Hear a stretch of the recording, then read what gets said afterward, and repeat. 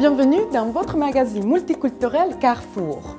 Aujourd'hui, nous nous trouvons dans le canton de Fribourg, à l'atelier Galerie Yaka, dont les artistes travaillent avec une majorité des matériaux récupérés. Un lieu idéal pour vous présenter notre nouvelle émission Prévention et gestion des déchets. Les changements sociaux et technologiques dans notre société nous ont conduit à une production très importante de déchets, ce qui a un impact sur notre environnement. Par jour et par personne, nous produisons environ 2 kg de déchets. Au total, environ 700 kg par an et par personne.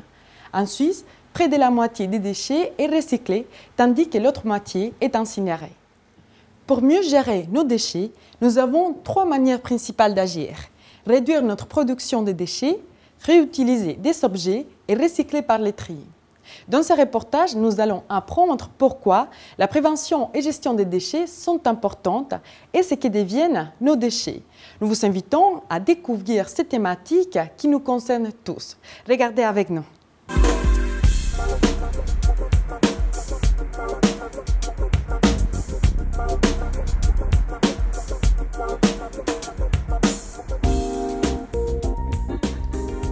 Qu'est-ce que vous recyclez ici à la maison?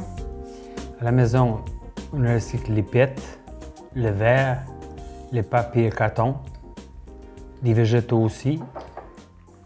La lue aussi, c'est très important si on recycle. Et comment vous faites cela? Est-ce que vous avez des places spécifiques chez vous? Ou...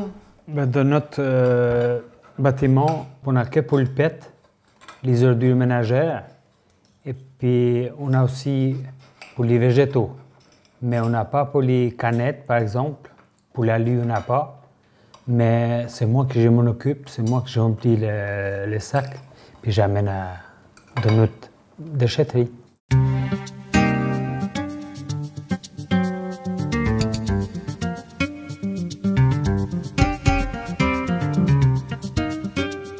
Quel est finalement l'objectif du recyclage? Ce qui se passe, c'est que chaque produit que nous achetons, que nous utilisons, ou ça peut être même un produit alimentaire que nous mangeons, est issu d'un processus de fabrication et donc il y a une matière première.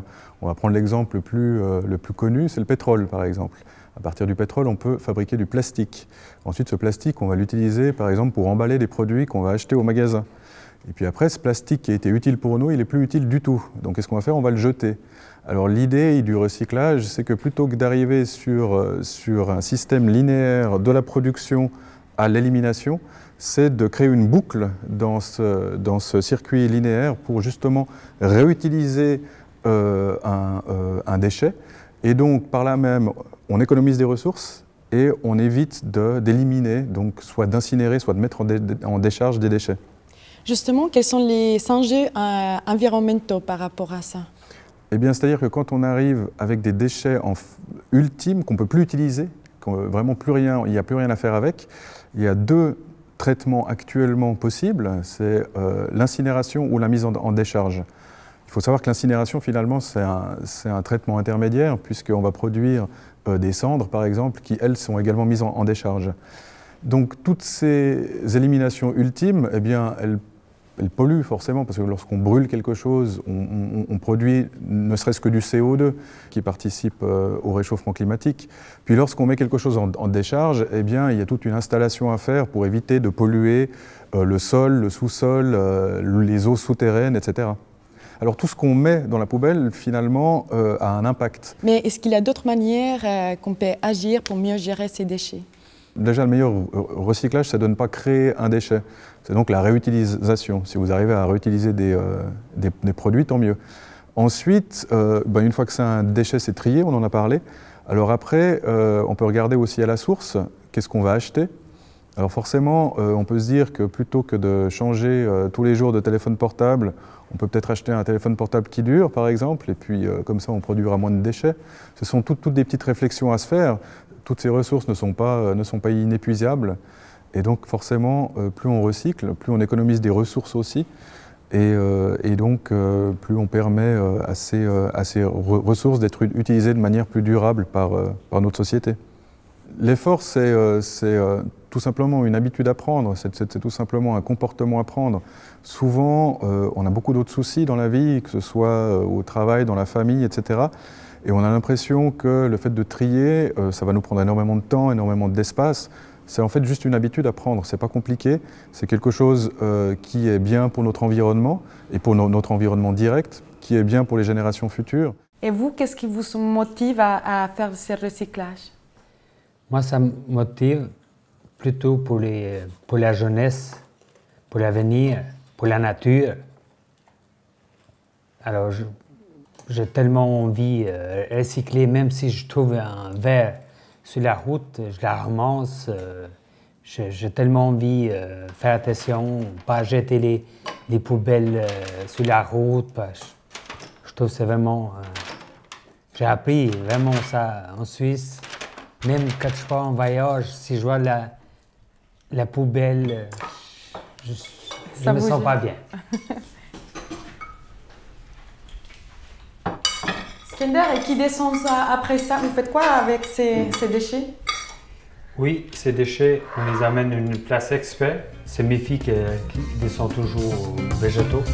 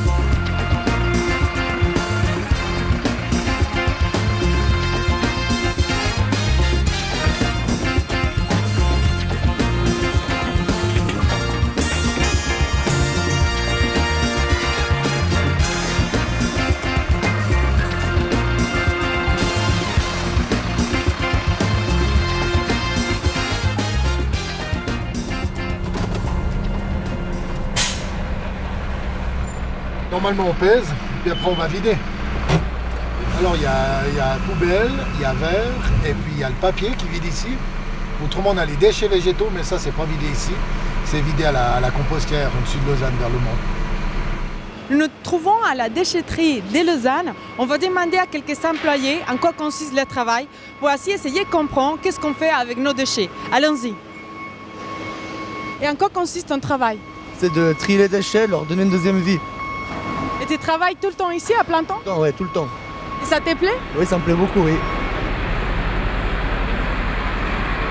Les gens se comportent assez bien avec la gestion des déchets? Oui, mais ils pourraient faire mieux. En quoi, par exemple? Par exemple, les piles, ne pas jeter à la poubelle, bien les trier, les métaux, pas mettre n'importe où, ça nous aiderait beaucoup. Vous voyez les gens qui arrivent avec ces déchets. Et comment est-ce que vous trouvez les comportements des gens? Est-ce qu'ils font assez bien son recyclage? Pour le recyclage, ils font bien, mais les gens, ça dépend les choses qu'on leur demande, ils sont agressifs. Il y a beaucoup qui sont agressifs. Pourquoi? Parce que vous vous demandez de bien placer les choses? Ouais, on leur demande pour mettre les choses à sa place. Ils disent, vous êtes là, c'est pour travailler, nous on paie nos impôts. Il y a beaucoup de nationalités ici. Oui, pas mal. Avant, on avait plus de Portugais et d'Espagnols, maintenant c'est plus des Suisses. Mais on a pas mal de nationalités.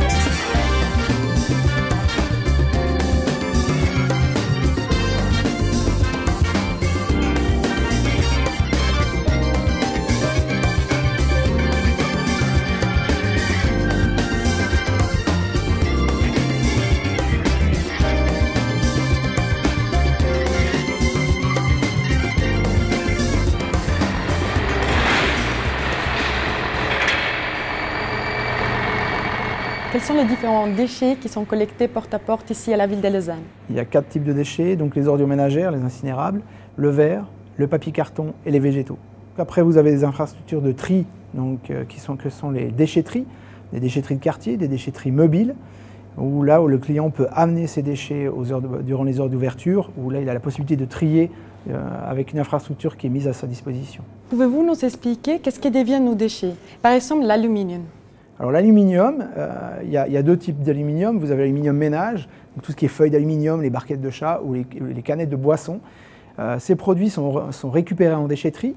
Les canettes de boisson, c'est l'aluminium pur, donc qui sera uniquement refondu pour être retransformé en aluminium sous forme de canettes ou de moteurs de voiture. Et puis l'aluminium ménage, donc lui sera réutilisé dans la fabrication des boîtes de conserve. C'est-à-dire que comme ça on évite de gaspiller les ressources naturelles. Exactement. Les papiers? Le papier donc ramassé en porte-à-porte ou récupéré en déchetterie, lui va être renvoyé dans les papeteries pour être transformé en pâte à papier pour redevenir du papier journal. Et les verres? Le verre va être utilisé soit pour refaire du verre bouteille ou des produits de la construction qui servent d'isolant, donc la laine de verre par exemple. Notre responsabilité, c'est de faire en sorte que les déchets aillent sur les bonnes filières. On a une première mission, c'est la protection de l'environnement. Donc il est clair que pour nous, ce qui doit être brûlé va être brûlé en ayant une valorisation thermique et calorifique. Donc c'est pas une perte, je dirais. Mais tout ce qui pourra être revalorisé pour être réutilisé, comme les métaux, comme le carton, comme le papier, nous on fait en sorte de sortir ces produits de la chaîne des déchets pour qu'ils soient retransformés en matière secondaire. Et dans ces cas, qui se charge de faire? Ce sont des entreprises privées ou c'est encore les cantons non, ou la commune? Généralement, nous on remet ça à des entreprises privées. Tout ce qui est production de papier, ce genre de choses, c'est des entreprises privées. Si les gens ne font pas les tri correctement des pieds chez eux, qu'est-ce qui se passe? Quelles sont les conséquences? Si vous ne faites pas le tri correctement chez vous, vous mettez tout dans le sac poubelle qui part à l'incinération, nous n'avons pas moyen de correction derrière. Parce que le sac, une fois qu'il est dans le conteneur pour l'incinération, il n'y a plus de tri qui se fait. Sans compter certains déchets qui peuvent être toxiques ou qui peuvent être polluants. Exactement. Vous avez un impact comme les piles, par exemple. Si vous mettez des piles dans les poubelles, c'est une nuisance importante, c'est des métaux lourds, comme des néons également. Ça peut être aussi avoir un impact sur votre santé. Dans les néons, vous avez de la poudre de mercure, et puis le mercure, on sait que c'est une matière qui a des traces, je dirais, ineffaçables. Donc c'est important de faire ce tri en termes de responsabilité, je dirais, par rapport à votre santé puis par rapport à l'environnement. Quels sont justement les défis environnementaux? Donc, pour nous, les gros défis environnementaux, justement, c'est d'atteindre ces 60% de tri, qui est une valeur fixée par le canton, qui nous permettra justement de limiter l'impact de la population sur l'environnement. Et qu'est-ce que les gens recyclent le mieux? Je dirais le recyclage le plus facile pour les gens, c'est ce qu'on collecte en porte-à-porte. Donc le verre, en Suisse, on sait qu'on est des champions européens, on est à un taux de près de 98% de recyclage du verre. Et en quoi est-ce qu'on doit mettre encore plus d'efforts? Les déchets organiques, ce n'est pas forcément encore une facilité pour les gens. Pourquoi? Parce que vous n'avez pas forcément des cuisines qui sont équipées pour pouvoir sortir vos feuilles de salade ou vos épluchures de la poubelle et être mis dans des containers spécifiques. Donc là, il y a encore un petit effort à faire. Puis sinon, le plus gros des efforts, c'est tout ce qui est justement métaux et puis ces déchets spéciaux. Les piles, les appareils électroniques? Les piles, les appareils électroniques, électroménagers, également tout ce qui est sources lumineuses, donc les néons, les ampoules. Vous pouvez retourner ça dans les magasins, non pas où vous l'avez acheté, mais dans les magasins qui commercialisent le même type de produit. C'est une réglementation, c'est un devoir de ces distributeurs. Merci beaucoup, Monsieur Leroy. Merci.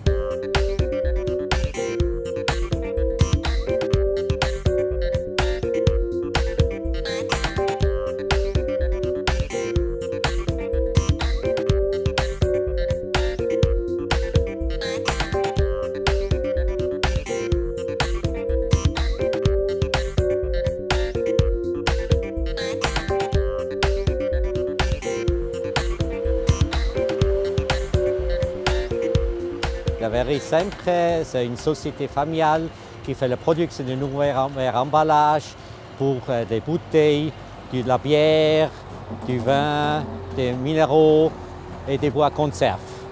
Là, on arrive du verre trié par couleur, du verre vert, du verre blanc, du verre brun. Là, on fait la récupération du verre, on peut recycler le verre infiniment, une fois, 1000 fois, jusqu'à la fin. Mais il faut collecter et trier par couleur. Pour ça, je dis merci beaucoup pour les habitants en Suisse parce qu'on a la tête du monde pour récupérer le verre et collecter le verre, trier par couleur dans les conteneurs. Quand c'est trié, après, quand c'était propre, on va mélanger avec les matières premières pour faire la nouvelle production. Parce que les matières premières, c'est sable de quartz, soude, calcaire et feldspath. Ça donne un mélange pour faire la nouvelle production du nouveau verre. Après la suite, c'est la production des moules avec une moyenne de 150 différentes moules, 150 différentes bouteilles pour faire la nouvelle production du nouveau verre.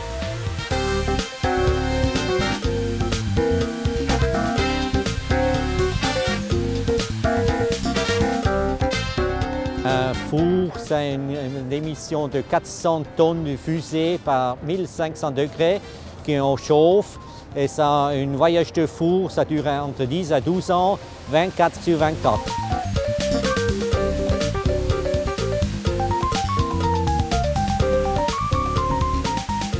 Et après, quand on fait la production, on va refroidir pour avoir le verre juste, comme ça ne casse plus.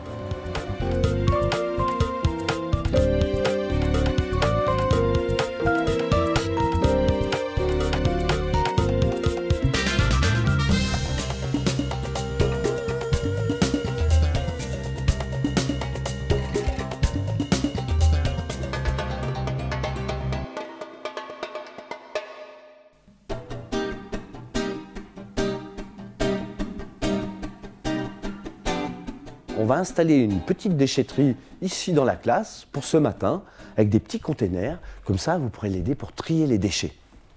Et puis, elle habite dans un monde qui s'appelle, pour l'instant, il s'appelle Tristeville. Qu'est-ce que vous pourriez dire sur ce monde? Marie? Il est tout gris, il y a plein de déchets. Absolument. Est-ce qu'on a envie d'habiter dans ce monde? Non. Non, il y a de la pollution. Alors nous, en triant les déchets, on va apprendre comment on peut enlever cette pollution, comment on peut dépolluer, comment on peut transformer le monde de Madame Poubelle pour qu'il soit vivable. Alors je vais installer les petits containers pour la déchetterie. On va les mettre ici devant. Comme ça, vous pourrez bien trier. Alors, il y a plusieurs sacs. Vous allez trier tous les déchets qui sont dans ce sac. Hein, vous êtes d'accord avec Mélissa? Oui. Bravo, c'est super Mélissa. Hein, tout simplement. Mais il y a quelque chose sur cette bouteille en verre qui n'est pas en verre, qu'on pourra enlever facilement. Alors vas-y, tu peux l'enlever. Et le bouchon, tu penses qu'il est fait en quelle matière? Tu as raison Mélissa, bravo. Alors tu peux tout de suite le trier. Et bravo Mélissa, c'est très bien. Maintenant tu peux choisir une image.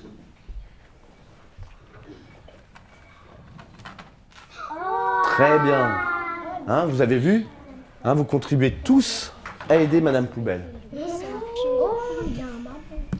C'est un pull. Tu penses en quelle matière? Tu as une idée en quoi il est fait ce t-shirt?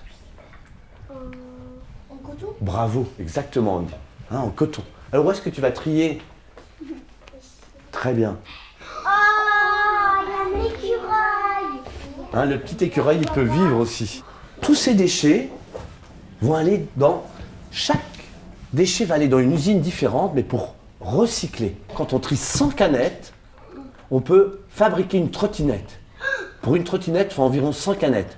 Mais ça peut être aussi du papier d'alu, évidemment. Hein, c'est juste pour avoir une ordre de grandeur.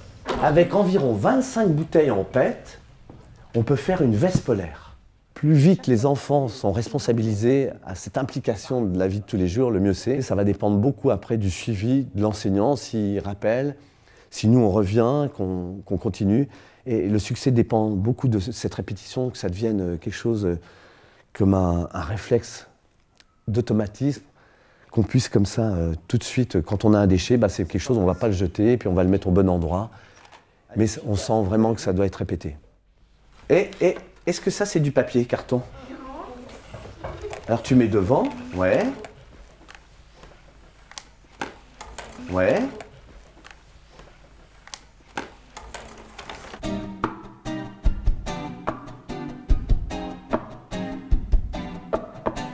La durée de vie d'un attel dans notre pays, c'est 8 mois et seulement 15% sont recyclés. Donc, où se baladent tous les autres? On se demande. Et puis, les déchets spéciaux, ce qu'il faut retenir, c'est qu'il ne faudrait jamais se débarrasser d'un de ces déchets dans l'évier ou dans le lavabo ou dans les WC. Sachez que la plupart d'entre nous, nous buvons l'eau du lac. Puis que tous ces déchets spéciaux, s'ils sont acheminés dans les steppes, on peut enlever une partie des toxiques, mais pas complètement. Ça fait maintenant une quinzaine d'années que nous intervenons dans les classes. Depuis la classe enfantine, primaire, secondaire, et là on était dans une école du post-obligatoire. Tout au long de ces 15 années, j'ai pu remarquer que les élèves sont de plus en plus intéressés par ce sujet. D'autant plus si on varie les thèmes. Donc là, j'ai parlé de tri, de recyclage, mais après, j'ai parlé aussi de jeter sauvage. Donc tous les déchets qu'on trouve dans la nature et tout ce qui est relatif à l'incivilité par rapport aux déchets. Il faut dire aussi qu'on a quasiment doublé nos taux de recyclage depuis 15 ans. Les animations et l'éducation qu'on fait dans les écoles y est certainement pour quelque chose.